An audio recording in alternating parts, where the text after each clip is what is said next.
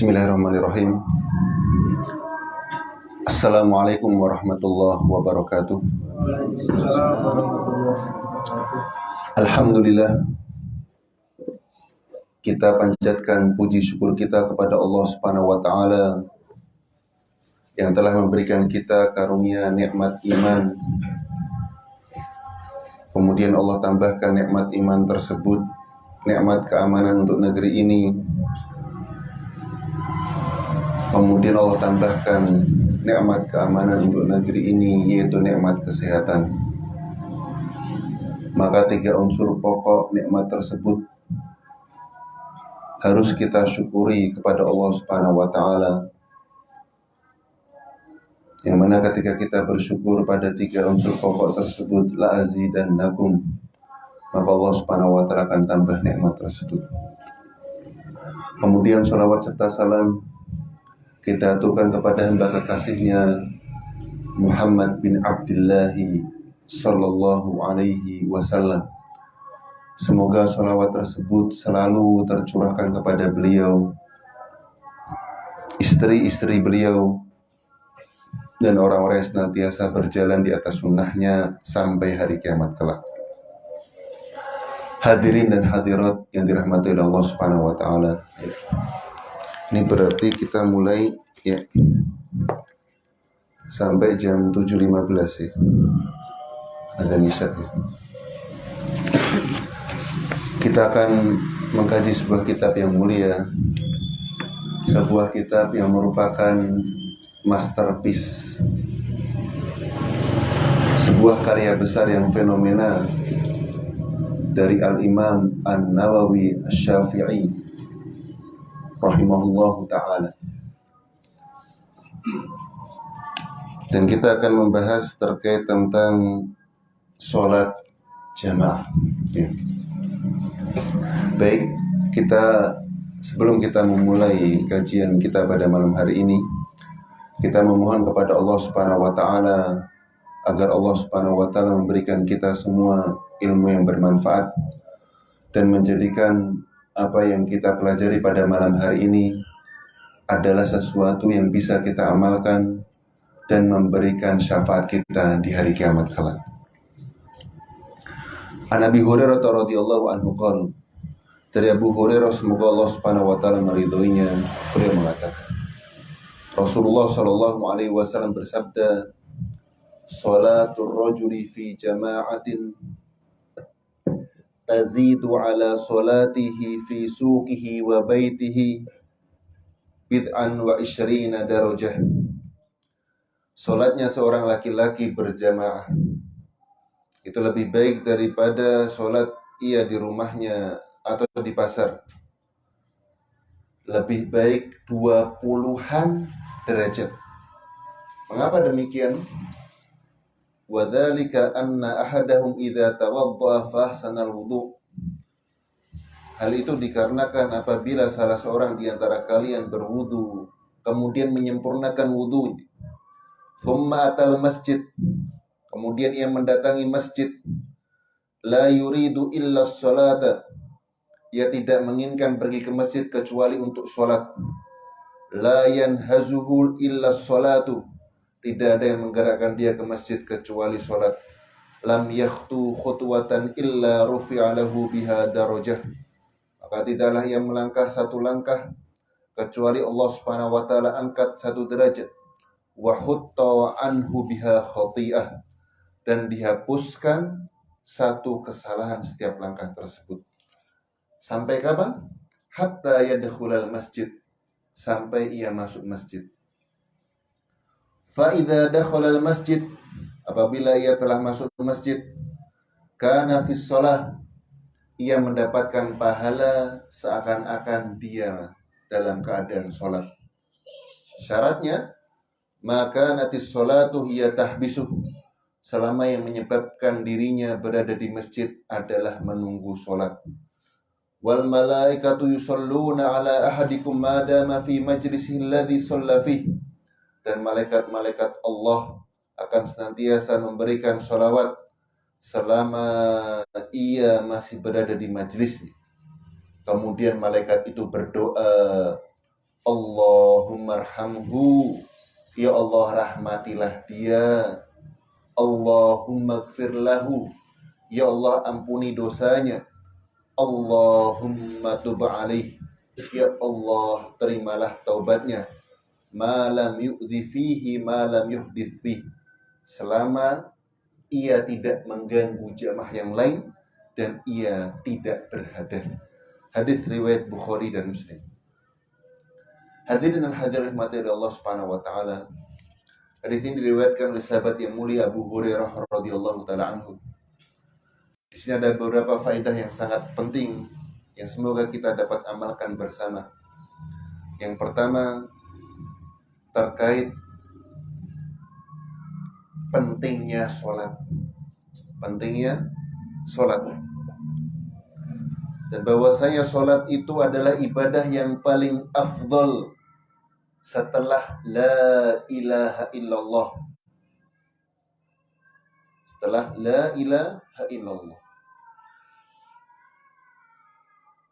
Maka sebagaimana sholat wajib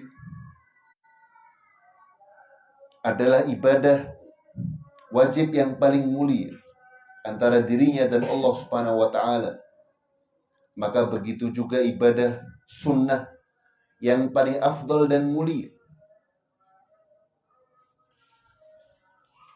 Maka ibadah sunnah yang paling mulia adalah ibadah sunnah sholat.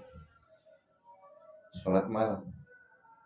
Maka itu adalah ibadah sunnah yang mulia, yang paling mulia di sisi Allah Subhanahu wa taala. Hadirin dan hadirin rahmati Allah Subhanahu wa taala, ya, terkait tentang ibadah sholat, maka laki-laki, ya, seyogianya ia sholat 5 waktu berjamaah di masjid. Terjadi ikhtilaf, perbedaan di antara ulama, perbedaan yang sangat kuat terkait tentang hukum sholat berjamaah. Ada yang menyebutkan bahwasanya itu adalah fardu kifayah, ada yang menyebutkan fardu ain, dan ada yang mengatakan itu adalah sunnah muakkadah, sunnah yang sangat ditekankan. Sebagaimana pendapat dalam mazhab Syafi'i bahwasanya sholat berjamaah adalah sunnah yang sangat ditekankan. Akan tapi dalil-dalil yang menunjukkan bahwasanya sholat berjamaah bagi laki-laki adalah sebuah kewajiban patut kita perhitungkan. Karena dalil-dalil yang dibawa adalah dalil-dalil yang sangat kuat. Sebutlah firman Allah Subhanahu wa taala terkait tentang sholat khauf, sholat tatkala perang. Allah Subhanahu wa taala katakan, wa idza kunta fihim fa aqamta lahumus shalah faltakum ta'ifatum minhum ma'ak wal ya'khudhu aslihatahum fa idza sajadu falyakunu min waraikum wal ta'ti ta'ifatun ukhra lam yusallu falyusallu ma'ak. Ta Allah Subhanahu wa taala, wa idza kunta fihim, wahai Muhammad, apabila engkau bersama mereka, bersama pasukanmu, kemudian hendak melaksanakan sholat wajib. Ya. Sholat apa? Sholat wajib. Faqamta lahumus shalah. Kemudian engkau melaksanakan sholat wajib. Faltakum ta'ifatun minhum ma'ak. Maka hendaklah kalian membuat satu kelompok melaksanakan ibadah sholat, kemudian kelompok lainnya berjaga-jaga. Bisa dilihat dalam surah An-Nisa ayat 102. Yang lain apa? Berjaga-jaga. Waliyakhudhu aslihatahum. Maka hendaklah yang berjaga-jaga itu bawa apa? Senjata. Maka apabila Allah perintahkan sholat berjamaah pada kondisi aman, pada kondisi ketika orang khawatir nyawanya terancam keselamatannya, maka lebih-lebih ketika dalam kondisi aman. Lebih-lebih dalam kondisi apa? Kemudian Allah Subhanahu wa taala juga katakan, "Wa aqimus sholata wa atuz zakah." Tunaikanlah salat, tunaikanlah zakat, warka'u ma'ar raki'in. Dan rukuklah bersama orang yang rukuk. Nah, rukuk sama orang yang rukuk berarti sendirian apa bareng-bareng? Sama-sama. Perintah Allah rukuk bersama orang yang apa? Kemudian ya, perlu kita pahami bersama, Nabi Shallallahu Alaihi Wasallam mengisyaratkan tentang pentingnya sholat. Maka ketika antum pengen sholat itu khusyuk, antum pengen supaya sholat itu menimbulkan rasa takut untuk melakukan perbuatan keji dan mungkar, antum pengen sholat tersebut menimbulkan efek dalam kehidupan, maka yang paling pertama adalah antum merasa butuh dengan sholat tersebut. Kita merasa butuh dengan ibadah sholat, sebagaimana kita membutuhkan suatu pekerjaan untuk mencukupi kebutuhan hidup kita. Maka ketika kita sudah berkeluarga, kita membutuhkan sebuah pekerjaan yang untuk mencukupi kebutuhan keluarga kita. Maka kita akan melakukan dengan serius. Kita tidak akan melakukannya dengan asal jadi. Yang penting jadi, sepenting selesai. Tidak. Tapi kita melakukan dengan serius. Kita melakukan dengan tulus. Kita melakukan sesuatu itu dengan sempurna, semaksimal mungkin. Maka ketika itu kita lakukan pada perkara dunia, maka terlebih ketika kita dihadapkan dengan perkara sholat. Maka ketika kita benar-benar butuh sholat, sholat itu akan menjaga kita. Ketika kita benar-benar, oh ini waktu sholat, saya butuh sholat tersebut. Maka ketika takbiratul ihram, Allahu Akbar, maka segala pikiran terkait tentang dunia ia hilangkan. Karena ia tahu sholat itu lebih besar daripada segalanya. Maka yang seperti ini, sholat seperti inilah yang akan menyebabkan seorang itu jauh dari hal-hal yang Allah Subhanahu wa taala murkai. Sholat seperti inilah yang menjadikan seorang itu tenang. Sholat seperti inilah yang kata Nabi Shallallahu Alaihi Wasallam, ju'ilatis sholat qurratu ain, telah dijadikan untukku sholat penghias dan pelipur lara. Sholat inilah dikatakan Nabi Shallallahu Alaihi Wasallam, arihna bis sholat ya Bilal. Wahai Bilal, kalau misalkan kita pengen istirahat, pengen bertamasya, maka kita bisa mencari hiburan tersebut pada ibadah sholat. Maka satu hal yang penting yang patut kita hayati bersama ketika antum ataupun anak ketika hendak sholat, yaitu bahwasanya kita itu butuh sholat. Sholat itu yang akan menyelamatkan kita. Maka ketika kita bisa menghadirkan perasaan kita itu butuh sholat. Kalau tidak sholat kita akan binasa. Kita butuh sholat. Kalau tidak sholat akan banyak perbuatan keji yang kita lakukan. Kita membutuhkan sholat. Karena kelak kita membutuhkan cahaya ketika di alam barzah dan ketika melewati jembatan Sirat. Maka ketika kita benar-benar menghayati di balik kebermanfaatan sholat tersebut, maka niscaya sholat kita akan khusyuk. Maka ketika seorang sholat, dia tidak merasa khusyuk. Dia tidak merasa mendapatkan nilai moral ketika ia telah melaksanakan ibadah sholat. Karena sejatinya ia tidak membutuhkan sholat tersebut. Ia memang melaksanakan sholat, akan tapi hanya sebatas untuk menggugurkan kewajibannya. Untuk sebatas yang terpenting ia tidak terkena dosa.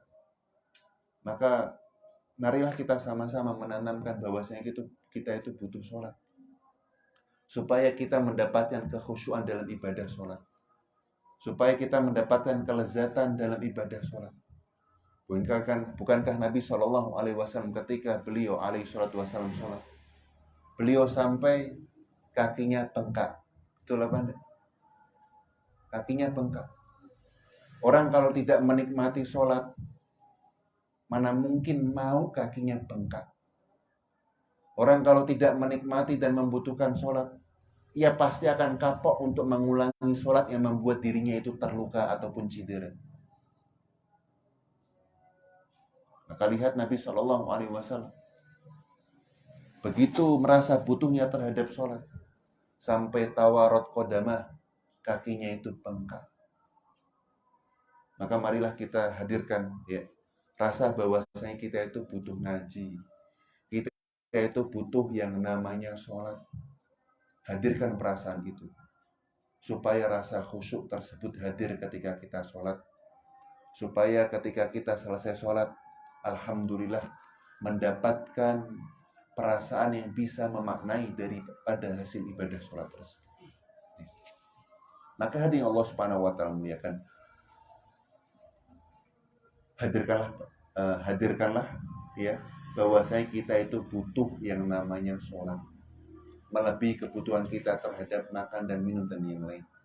Maka niscaya ketika kita tulus dengan niat yang demikian, Allah pasti tulus terhadap kita dan membalas kenikmatan dari ibadah sholat tersebut. Kemudian hadirin dan hadirin rahmati Allah Subhanahu wa taala, hadis lain yang menunjukkan bahwasanya terkait pentingnya sholat berjamaah. Nabi Shallallahu Alaihi Wasallam pernah mengatakan, tatkala Nabi Shallallahu Alaihi Wasallam selesai sholat berjamaah, Nabi itu mencari sahabat-sahabatnya, siapa yang tidak hadir. Kemudian ia tanyai keadaannya. Maka ini pentingnya sholat. Sholat berjamaah di kampung, di masjid. Maka jangan sampai seorang merasa eksklusif. Ya. Ketika ada sebuah masjid, maka sholat. Ya. Karena itu adalah sebuah tempat untuk bersosialisasi. Bukankah Nabi Shallallahu Alaihi Wasallam mendapatkan gelar Al-Amin, terpercaya? Kenapa bisa mendapatkan gelar terpercaya? Karena ia bergaul dengan masyarakat. Karena ia membaur dengan masyarakat. Ada perkara-perkara yang mubah.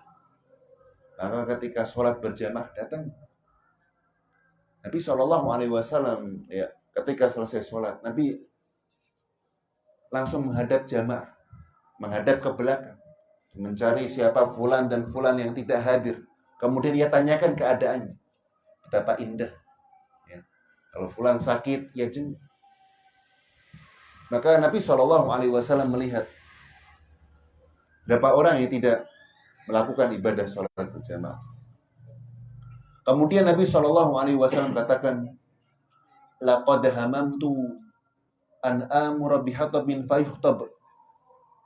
Sungguh aku menginginkan untuk menyuruh seseorang menggantikan aku untuk menjadi imam sholat. Kemudian aku meninggalkan sholat jamaah ini, fa uharriqu alaihim buyutahum. Kemudian aku akan membakar rumah orang-orang yang tidak mengerjakan sholat berjamaah. Ya. Maka di sini sebagian ulama mengatakan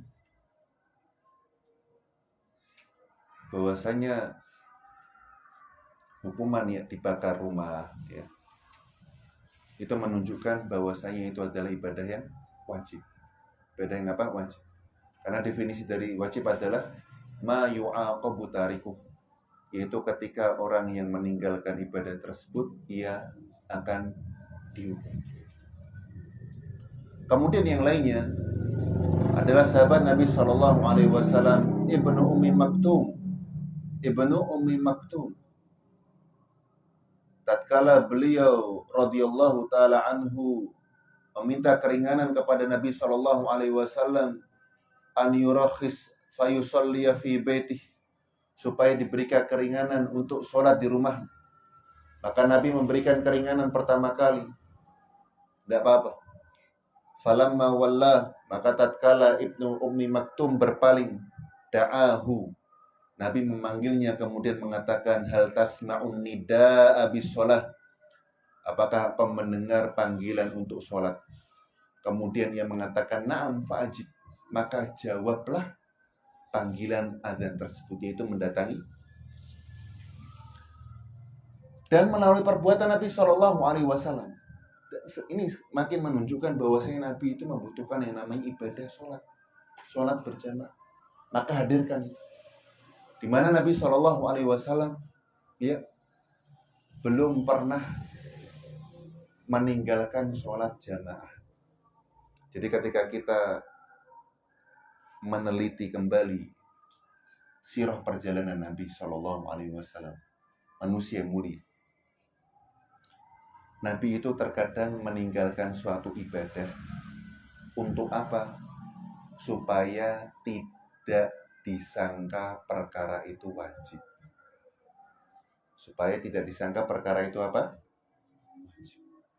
Jadi meninggalkannya Nabi sebuah perkara atau sebuah ibadah bukan berarti Nabi malas. Tapi supaya orang yang melihat, mendengar, itu memahami bahwasanya ibadah tersebut bukanlah ibadah yang apa? Wajib. Bukan ibadah yang wajib. Seperti ya sholat tarawih. Sholat apa? Malam pertama ya jamaah banyak. Malam kedua bertambah banyak. Malam ketiga bertambah banyak. Malam keempat Nabi Shallallahu Alaihi Wasallam meninggalkan. Kemudian para sahabat bertanya, ya. Kemudian kata Nabi, aku khawatir kalian menganggap ibadah ini adalah ibadah yang apa? Wajib. Ya. Maka tidak ada yang meriwayatkan atau Nabi Shallallahu Alaihi Wasallam ketika hidupnya tidak pernah sekalipun meninggalkan sholat jamaah kecuali karena udzur syar'i. Karena apa? Udzur syar'i. Maka ini semakin menegaskan pendapat ulama yang mewajibkan sholat berjamaah bagi laki-laki. Maka hadirin Allah Subhanahu wa taala muliakan, Nabi Shallallahu Alaihi Wasallam pernah meninggalkan sholat berjamaah. Itu tatkala beliau Shallallahu Alaihi Wasallam mendekati akhir-akhir hayatnya. Ketika itu beliau Shallallahu Alaihi Wasallam sakit keras, sakit yang teramat sangatnya, sehingga ketika beliau Shallallahu Alaihi Wasallam bangkit bangun, ia jatuh pingsan. Kemudian jamaah itu menunggu Nabi Shallallahu Alaihi Wasallam. Kemudian bangkit lagi, pingsan lagi. Kemudian kata alaihi salatu wassalam, muru Abu Bakrin falya'umma binnas. Perintahkan Abu Bakar menggantikan aku menjadi imam sholat supaya ia menggantikan aku. Jadi Nabi itu enggak sholat jamaah karena adanya apa? Kita lihat bagaimana Nabi Shallallahu Alaihi Wasallam itu merasa butuh dengan namanya sholat. Beliau meninggalkan sholat berjamaah itu ketika ia benar-benar sakit keras. Tapi dalam kondisi sehat, beliau Shallallahu Alaihi Wasallam terus melakukan apa? Sholat berjamaah. Kemudian perkataan Ibnu Mas'ud radhiyallahu taala anhu, sahabat Ibnu Mas'ud radhiyallahu taala anhu. Ya. Walaqad kana rajul, sungguh ada seorang laki-laki, yuhadza, ia dipopoh oleh dua orang untuk melakukan sholat berjamaah. Kemudian kata Ibnu Mas'ud radhiyallahu taala anhu, walaqad ra'aituna wa ma yatakhallafu anha illa munafiqun aw ulima maradu. Dan aku telah menyaksikan orang yang meninggalkan sholat berjamaah. Biasanya itu adalah orang munafik atau orang yang memiliki udzur sakit. Jadi antara dua, orang munafik atau orang yang memiliki udzur apa? Tapi bukan berarti kita boleh untuk mengatakan fulan munafik, tidak boleh. Ya, tidak boleh seperti itu. Kita sama muslim yang lainnya harus husnudzon. Ya, oh mungkin fulan sakit. Ya. Karena kata Nabi Shallallahu Alaihi Wasallam, a'radukum haramun alaikum. Sesungguhnya kehormatan muslim haram untuk dijatuhkan. Haram untuk apa? Dijatuhkan. Maka kata Ibnu Mas'ud radhiyallahu taala anhu, ya. Kemudian kata Ibnu Mas'ud setelahnya, Dan Nabi SAW allamana sunanal huda. Nabi telah menunjukkan kepada kita dan mengajarkan kita jalan-jalan kebaikan. Wa inna min sunanil huda. Dan di antara jalan-jalan kebaikan tersebut as-sholah, sholat di tempat-tempat dikumandangkan adzan. Di mana? Masjid. Dan kata Ibnu Mas'ud, ya, dan inilah sunnah Nabi SAW. Lau taraktum la dhalaltum. Kalau kalian meninggalkan sunnah tersebut, kalian akan apa? Tersesat. Ya. Dan itu pemahaman Ibnu Mas'ud radhiyallahu taala anhu terkait apa? Salat berjamaah. Tentunya kita menghormati pendapat imam-imam yang lainnya yang mengatakan bahwasanya salat ya jamaah hukumnya sunnah muakkadah ataupun tidak apa? Wajib. Tapi pendapat yang mengatakan salat berjamaah adalah hukumnya wajib, pendapat yang kuat, yang patut kita perhatikan, yang patut kita berikan porsi yang lebih.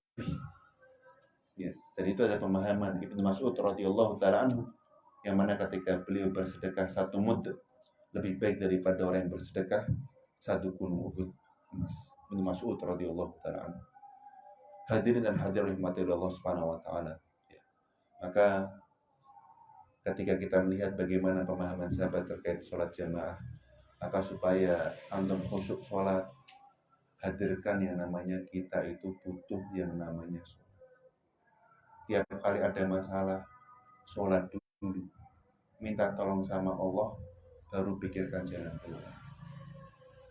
Oleh karena itu ketika kita beribadah, kita selalu meminta tolong kepada Allah. Iyyaka na'budu wa iyyaka nasta'in. Kepada Engkau-lah kita menyembah, dan sungguh ketika kita nyembah Allah, kita itu nyembah karena pertolongan Allah Subhanahu wa taala. Hadirin dan hadirat rahmati Allah Subhanahu wa taala. Ya. Jadi itu pentingnya apa? Salat. Ya. Ajak anak salat boleh apa enggak? Ajak anak ke masjid. Dan Nabi SAW muru abnaakum bis shalah, perintahkan anak kalian untuk salat ketika berumur 7 tahun. Ketika berumur apa? 7 tahun. Karena diajarkan untuk salat. Diajak ke masjid. Dikasih briefing. Nah, kalau di masjid tidak boleh main-main, tidak boleh lari-lari, tidak boleh banyak bicara, tidak boleh banyak bercanda di dalam masjid. Karena masjid tempatnya orang sholat. Kalau pengen lari itu tempatnya di lapangan. Ya. Kalau bawa bayi boleh apa enggak? Bawa bayi ke masjid.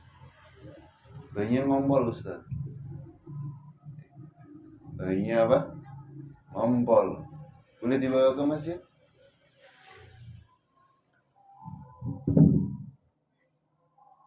Atau bayinya ngompol ketika sholat gimana Ustaz? Sholatnya sah apa tidak? Ya. Maka dalam mazhab Syafi'i orang yang membawa najis itu ada 2. Orang yang membawa najis itu ada berapa? 2. Orang yang membawa najis karena tabiat kita bawa najis apa enggak dalam perut kita? Bawa. Maka itu dimaafkan, tidak masalah.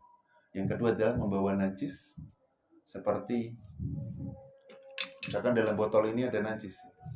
Saya masukkan ke tas saya cangklongin. Sholat Allahu Akbar. Saya tidak sholat saya. Baju saya nggak terkena najis. Saya bawa botol. Saya kantongin. Najis. Najis apa enggak? Apa yang najis? Baju saya najis apa enggak? Nah. Baju saya enggak najis ya kan? Tapi saya membawa apa? Barang najis. Sholat saya sah? Sholat saya tidak sah. Ya. Antum bawa barang najis, ya, titipkan. Atau jangan antum bawa ketika sholat. Balitanya ngompol. Bawa najis apa enggak? Ngompol tuh ya. Maka hukumnya sama yang membawa apa? Najis. Maka solusinya gimana? Ketika seorang membawa balita ke masjid, maka usahakan pakai pampers ya. Sebelum ke masjid usahakan dalam kondisi suci ataupun kering ya. Dalam kondisi suci ataupun apa? Kering ya, karena kita menghukumi secara apa? Lahiriah. Dalam kondisi suci ataupun kering maka ada masalah. Dan Nabi SAW pernah membawa Hasan ataupun Husain ketika apa? Sholat, bergelantungan di lehernya, ya kan? Maka para ulama mengatakan cucu-cucu Nabi SAW saat itu dalam kondisi apa? Suci. Ya. Bisa dipahami, ya kan? Jadi kalau bisa anak-anak kalau ngompol jangan langsung bawa ke masjid, bersihkan dulu. Ya, bersihkan dulu di rumah dalam kondisi apa? Bersih. Kemudian seorang ketika sholat, ya, saya punya pertanyaan. Niat itu termasuk rukun sholat apa enggak?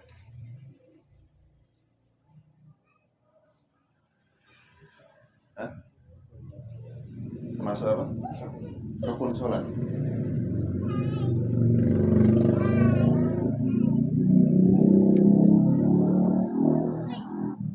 Niat itu termasuk apa? Rukun sholat. Bukan syarat. Syarat apa rukun? Hah? Rukun sholat. Jadi niat itu termasuk apa? Rukun sholat.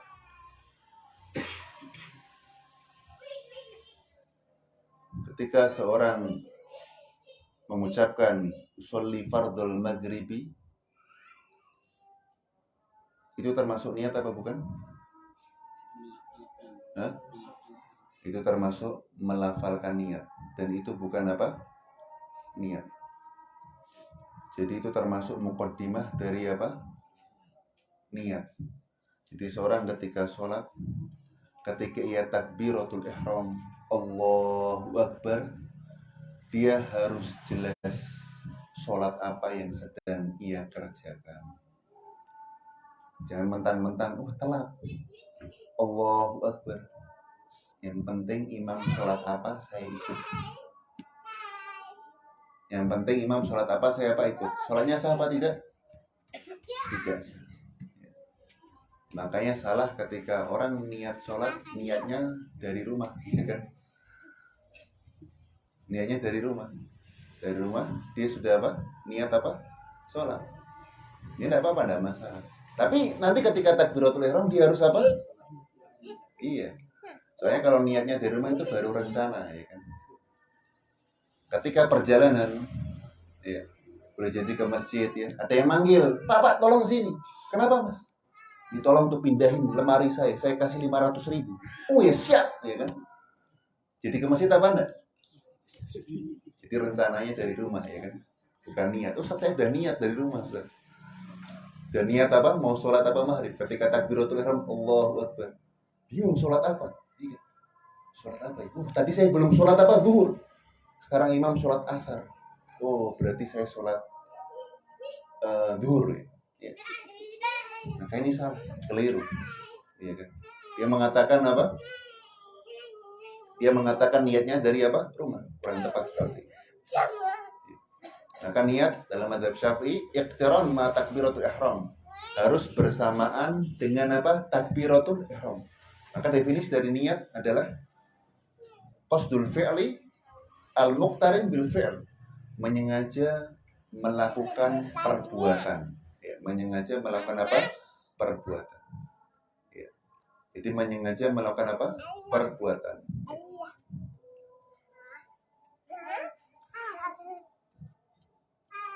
Jadi seorang ketika niat, ya, ia harus menghadirkan jenis sholatnya ketika takbiratul.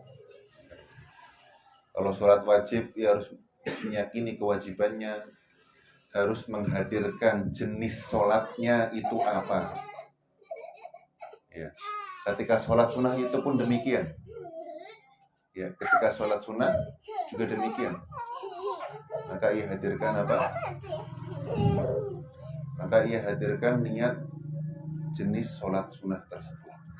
kecuali sholat sunnah mutlak. Ya, kecuali sholat sunnah apa? Mutlak. Sholat sunnah mutlak itu apa? Sholat sunnah. Ya, setelah tahiyatul masjid, saya pengen sholat sunnah, tidak masalah. Ya, bisa dipahami. Kemudian, ya, sholat rawatib, ya, sholat juga apa? Sholat apa? Rawatib. Ya. Sholat rawatib, qobliyah dan ba'diyah. Ya. Kalau qobliyah itu waktunya kapan?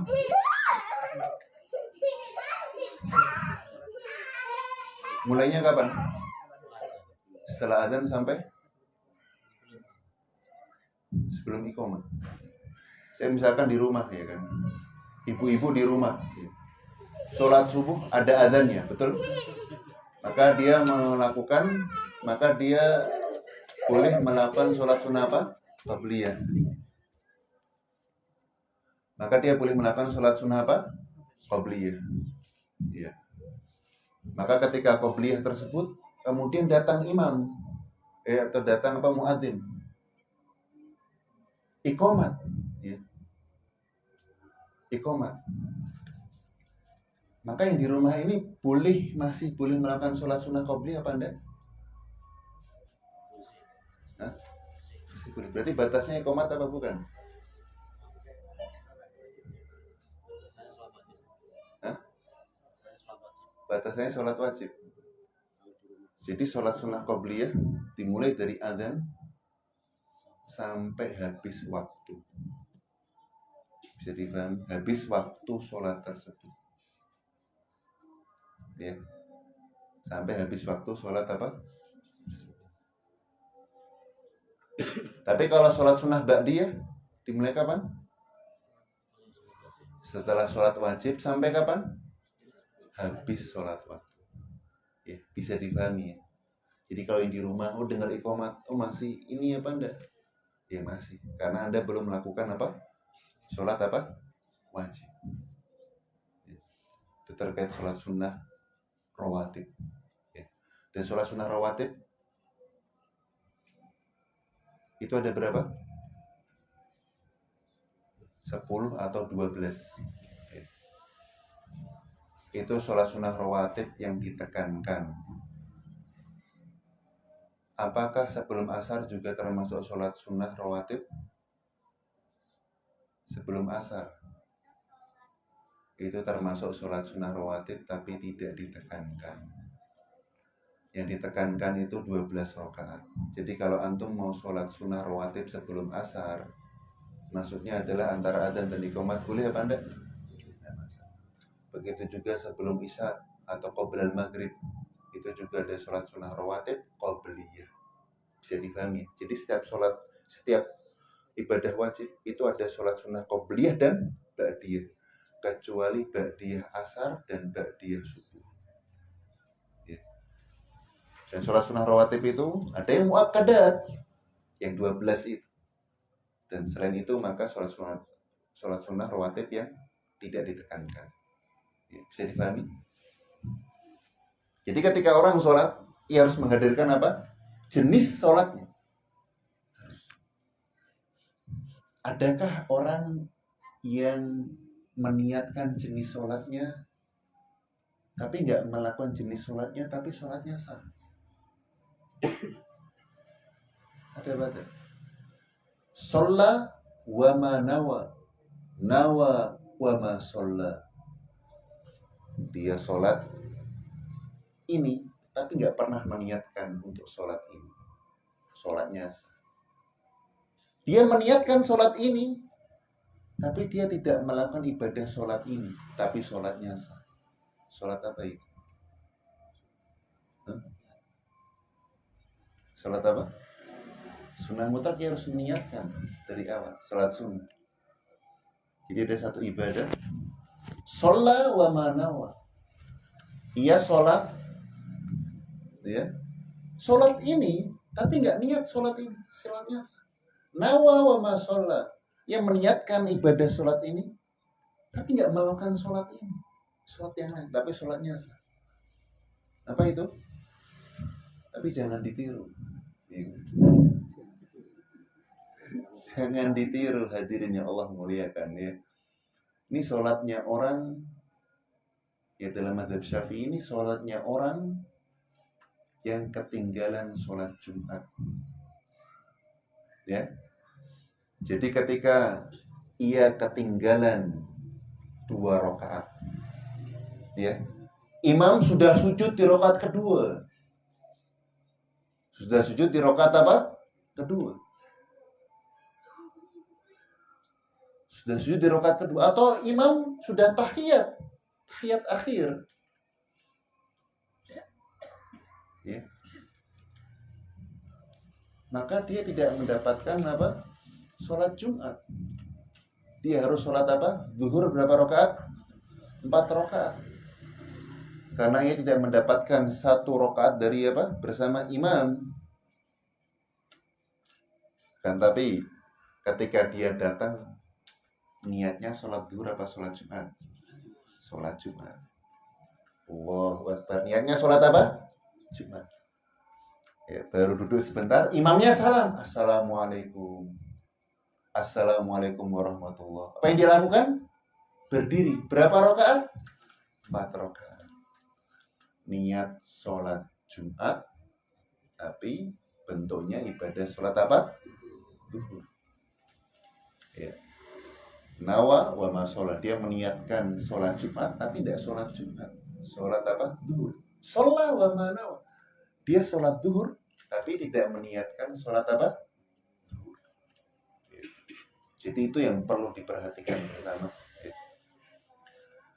Hadirin dan hadirin rahmati Allah Subhanahu wa taala. Ya. Maka seyogyanya sebagai seorang muslim ketika menghadiri ibadah sholat, ia tanamkan dalam hatinya bahwa saya membutuhkan ibadah yang namanya apa? Sholat. Dan faedah yang kedua, al-muslimu la yatrukus sholata aina makan.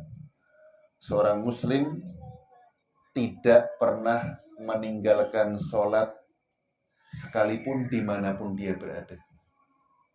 Selama dia masih memiliki akal atau berakal. Selama dia masih memiliki apa? Akal. Maka ketika ia masih sadar dan memiliki akal, maka dia wajib yang namanya sholat. Wajib yang namanya apa?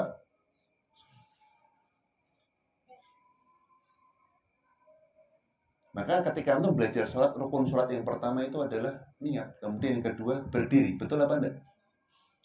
Berdiri itu rukun sholat apa enggak? Rukun apa bukan? Berdiri. Ya, dalam buku-buku literatur fikih para ulama ya. Al-qiyamu fil fardi 'alal qadiri muntasiban. Berdiri tegak pada sholat fardu. Itu termasuk apa? Rukun sholat.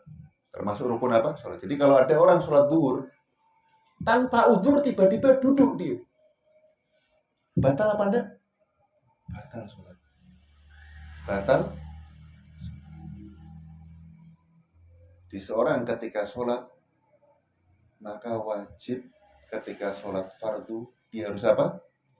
Makanya Nabi SAW ketika safar naik onta, kalau sholat wajib Nabi itu turun dari onta. Kalau sholat sunnah, maka Nabi terkadang di atas apa? Onta.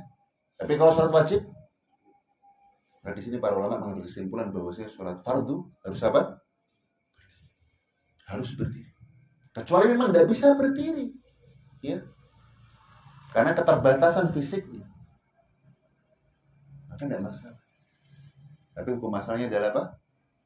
Berdiri. Sholat apa? Sholat apa? Sholat fardu itu apa aja?